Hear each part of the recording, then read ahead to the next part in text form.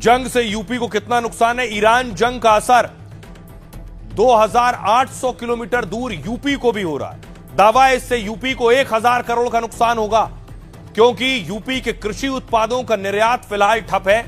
दरअसल उत्तर प्रदेश से खाड़ी के देशों में माल जाता है। इनमें ताजे फल होते हैं, सब्जियां हैं, बासमती चावल है। इसके अलावा मीट, चीनी और अनाज भी शामिल है।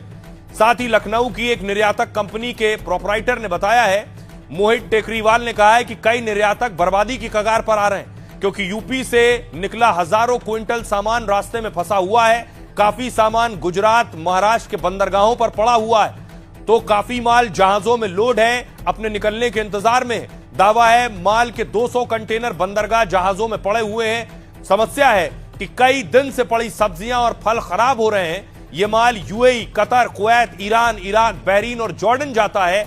ऑर्डर पूरे नहीं होने से करीब 1000 करोड़ का नुकसान संभव है। इसके अलावा इन देशों में भारी मात्रा में चावल भी निर्यात होता है। साथ ही चावल निर्यातक कंपनी के मुताबिक 3000 करोड़ के चावल फंसे। यूपी से ईरान को होने वाले निर्यात में 42% मीट की सप्लाई होती है।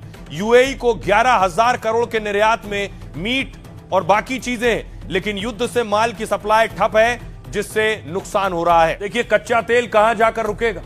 जंग से कच्चा तेल 2022 के बाद सबसे महंगा हो गया है। 10 दिन के युद्ध में कच्चा तेल करीब 50% महंगा हो चुका है। अंतर्राष्ट्रीय बाजार में दाम $115 प्रति बैरल के पार पहुंच गया है। सिर्फ आज के कारोबार में कच्चा तेल 25% बढ़ गया है। हालांकि बाद में यह थोड़ा नीचे आकर $105 के पास पहुंचा है, लेकिन यह भी 3.5 साल के अपने उच्च स्तर पर पहुंच गया है। इससे पहले 2022 में यूक्रेन जंग से कच्चा तेल $100 के पार पहुंच गया था। जानकारों का मानना है कि कीमतें $150 के पार जा सकती हैं। तेल की कीमत बढ़ने की 2 बड़ी वजह सामने आई है। पहली वजह यह जो आप पीछे देख रहे हैं, हॉर्मुज स्ट्रेट में पाबंदी और तेल जहाजों पर हमले हो रहे हैं। दुनिया के कुल पेट्रोलियम का 20% हिस्सा यहीं से गुजरता है। भारत का 50-60% यहां से आता है।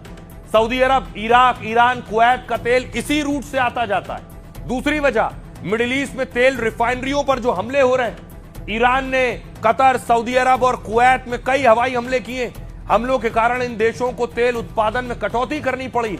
ये तीनों देश मिलकर दुनिया का करीब 40% तेल निर्यात करते हैं। भारत भी रूस, अमेरिका के साथ इन देशों से कच्चा तेल खरीदता है। अब इसका असर सप्लाई पर असर पड़ा तो पेट्रोल, डीजल 5 से 6 रुपए महंगा हो सकता है। हालांकि भारत सरकार ने कहा पर्याप्त स्टॉक है, कीमतें नहीं बढ़ेंगी। लेकिन पाकिस्तान, बांग्लादेश में तेल संकट गहराने लगा है। पाक में तो पेट्रोल, डीजल 55 रुपए प्रति लीटर महंगा हो गया है। अमेरिका, ब्रिटेन समेत G7 देशों ने तेल को लेकर बैठक बुला ली है। मकसद है आपात स्थिति के तेल भंडार खोलकर सप्लाई की जाए, ताकि दुनिया भर में तेल के दामों में बेतहाशा बढ़ोतरी ना हो। बाजार की बात कीजिए, शेयर बाजार पूरी दुनिया का क्या है मैं आपको बताऊं। पूरी दुनिया का मार्केट देखिए जरा।